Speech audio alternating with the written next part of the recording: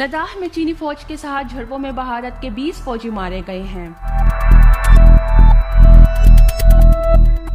लद्दाख की वादी गुलवान में चीनी फौज के साथ झड़पों में एक कर्नल समेत 20 भारतीय फौजी मारे गए हैं। इतलात के मुताबिक 4 मजीद जख्मी फौजियों की हालत तशवीशनाक है। मुकामी मीडिया के मुताबिक कई भारतीय फौजी अभी तक लापता है, लेकिन आजाद जराये से इन खबरों की तस्दीक फिलहाल नहीं हो पाई। चीन का कहना है कि भारतीय फौज ने सरहद अबूर करके इश्ताल अंगेज कार्रवाइयां की थी, जबकि भारतीय फौज का दावा है कि इन झड़पों में मुतल्लिक चीनी फौजी भी हलाक हुए। ताहम चीन की जानिब से अब तक हलाकतों से मुतल्लिक कोई सरकारी बयान सामने नहीं आया है।